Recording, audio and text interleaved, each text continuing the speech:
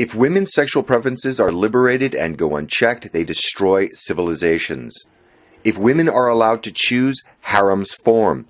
If women are allowed a voice in matters that pertain to the safety of a nation, then that nation will die, inevitably. It's as simple as that. Once you realize this, you understand the entire basis behind civilized society. And if not, you'll understand by the end of this video. As this is a complicated subject, let me state briefly what I'm talking about in this video so you can follow along more closely. Women do not, on an instinctual level, care very much about her tribe, nation, or civilization. It's in their nature not to. Women are biological creatures like all others, and they seek to maximize their chances of having viable offspring. This half-century-long experiment of women's liberation and political enfranchisement has ended in disaster for the West. And the damage done to the West may be irreparable, and the only solution would be a return to a more patriarchal society, and this seems highly unlikely. I want you to hold on to this key thought, as the meaning will become clear as this video progresses. When I'm speaking of Western women, I'm talking of women as an organism, or in general. Of course, there's a spectrum and every individual is different, but for the purposes of this video, I'll be speaking of Western women and their general characteristics. I realize that this is a sensitive topic and women with children are different from younger women, but it's the broad strokes of Western women that need to be addressed. If you're a woman watching this and take offense to this video, please understand that I do realize that not all women are the same, but there are some very easily identifiable patterns of behavior that need to be discussed. It's just that women have never been the builders of any of the larger edifices of civilization and are not and have never been responsible for maintaining them. This is borne out across every civilization throughout history. So to be clear, I am not assigning any quote-unquote blame on any group or gender in this video. I'm only trying to explain how I see the world that we've all inherited. And let's get this out in the open. Women are not very good at being loyal to the tribe. They never have been, they never will be. The reason is it's not in their nature to do so. Now, not only are women not punished for inviting alien and unassimilatable armies of men into the West, they then vote for parties that force the entire society to have its national wealth redistributed to this army of aggressive and hostile men.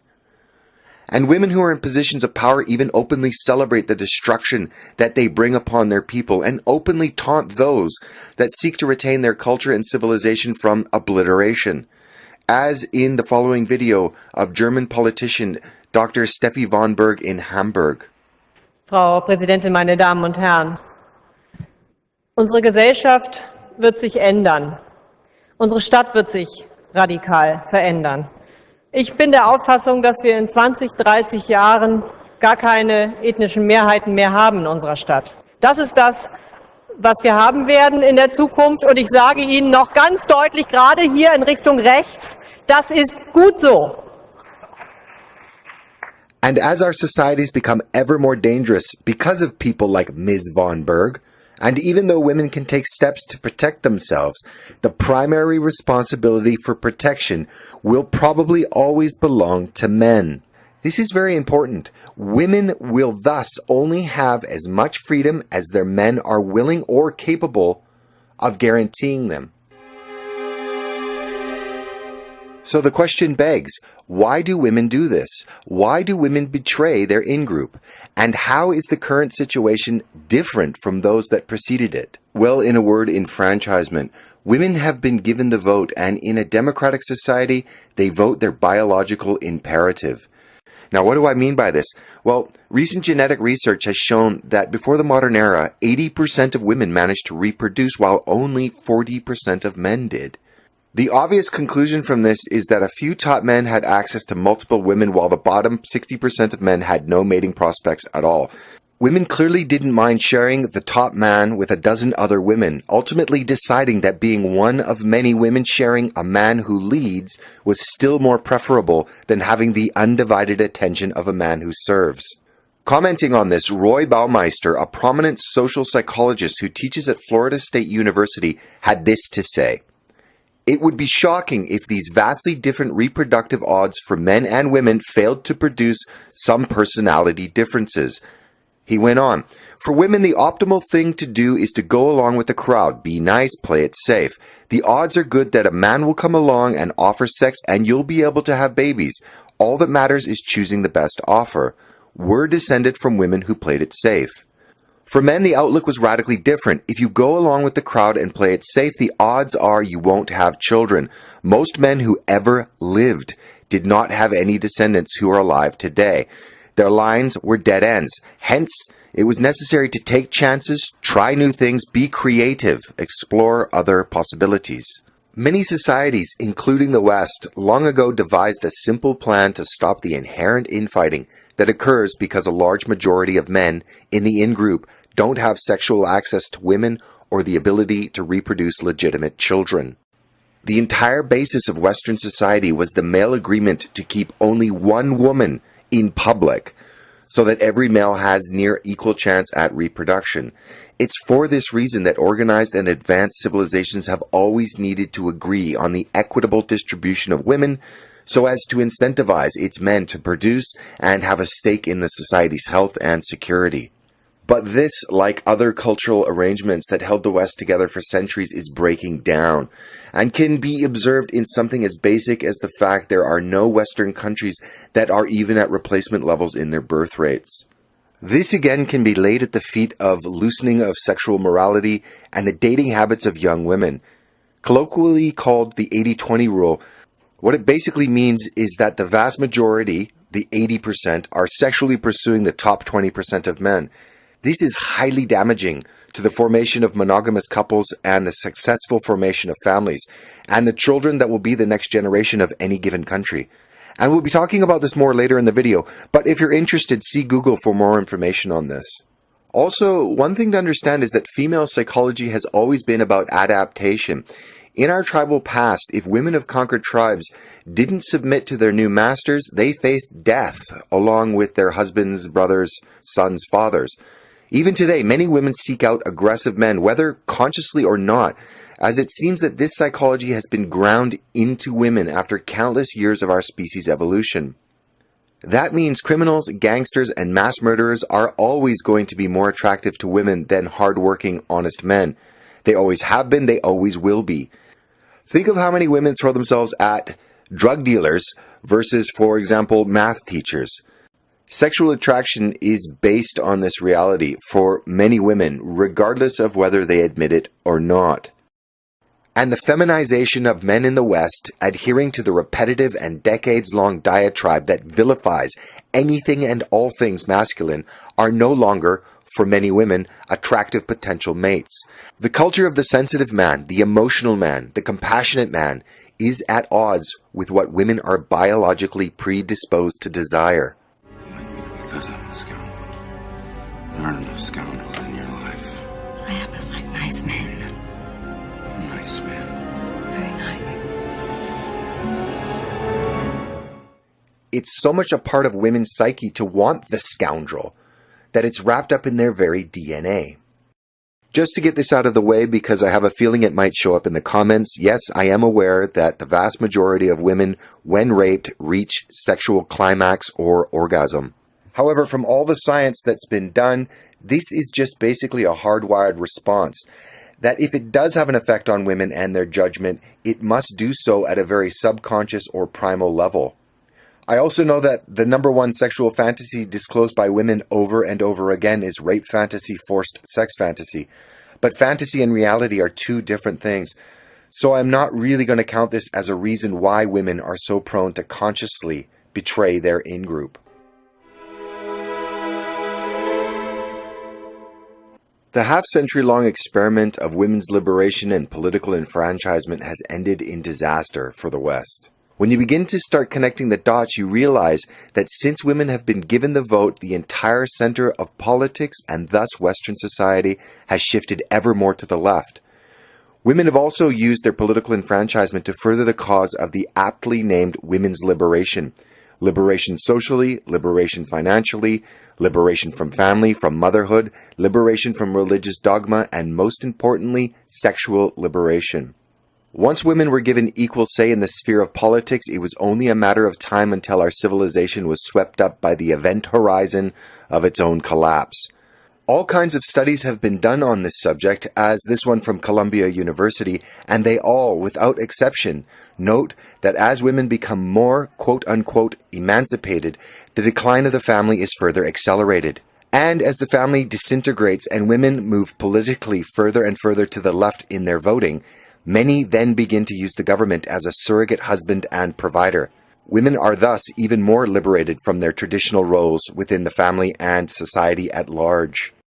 In one of the most comprehensive studies of civilizational decline, J.D. Unwin postulates in his book, Sex and Culture, written in 1934, that the main driver for the rise of a civilization is the degree of chastity of the said civilization's women. Unwin, a British social anthropologist at Oxford and Cambridge universities, studied 86 different cultures through 5,000 years of history and found a positive correlation between the cultural achievement of a people and the sexual restraint they observed. It's very complicated, but for Unwin, the fabric of society was primarily sexual, and heterosexual monogamy was the optimal arrangement for the planning, building, protecting, and nurturing of the family. If enough heterosexual partners made a monogamous commitment, civilizational energy was directed toward promoting the finest societal foundation possible. Without exception, each civilization he studied allowed its success to alter its moral code. According to Unwin, after a nation becomes increasingly liberal with regards to its sexual morality, it loses its cohesion, its impetus, and its purpose. From a chaste moral code, societies gained what he called expansive energy, and this energy allowed these cultures to expand into other weaker cultures. Now, when you compare the modern Western world with the Islamic one, you see exactly the results that Unwin's theory would predict. By allowing women to fuck freely, the West has de facto entered a matriarchy that disincentivizes young men. Islam, on the other hand, keeps their women chaste, and their expansive energy, as Unwin's theory predicts, is manifested in what we're observing today. The Islamic culture is the one who's expanding into the West. Ultimately, each civilization became less cohesive, less aggressive, and less resolute. Civilizations in this liminal phase then collapsed from either A, an internal anarchic revolution, or B, conquest by invaders with greater social energy. Terrifyingly, Unwin also noted that there was no case in any of the studies he'd made in which a culture managed to restrict the sexual freedom of women once they'd been loosened. A feminist society and future is an oxymoron, as it's unsustainable in the long run. Based just on past history, a civilization that embraces feminist values will cease to exist in a very short time. This is why we've never seen a feminist civilization aside from very short spans at the end of great empires. The signs of decline are already observable. While many countries are sliding into social decline, the canary in the coal mine is the self-described humanitarian superpower that pursues a feminist foreign policy. When looking at Sweden, it's one of the most gender-equal countries on earth. And while they've become the rape capital of Europe, they're flushing their culture and country down the toilet and pressing forward in their civilizational suicide at an ever-accelerating pace. The total and complete feminization of Sweden and its men have allowed their women to invite their country's own destruction through the importation of millions of unassimilatable and aggressive people from completely alien cultures. Not only are they borrowing money to fund the colonization of their country, but they are now even creating gender imbalances that will have severe and lasting repercussions on their society's future. And they await their doom with smiles of tolerance and passivity, calm as Hindu cows. So, instead of having it all, Western women risk losing everything. What are liberal feminists going to do when faced with aggressive gangs of migrants bent on theft and sexual violence? Burn their bras and throw a pocket edition of Cunt, a Declaration of Independence, at them? The violence now being directed toward Western women in their own countries is undeniable proof of the breakdown of the leftist utopian ideals for society. The million migrants that have already arrived and the millions on their way already understand that the West is a toothless civilization ripe for plunder.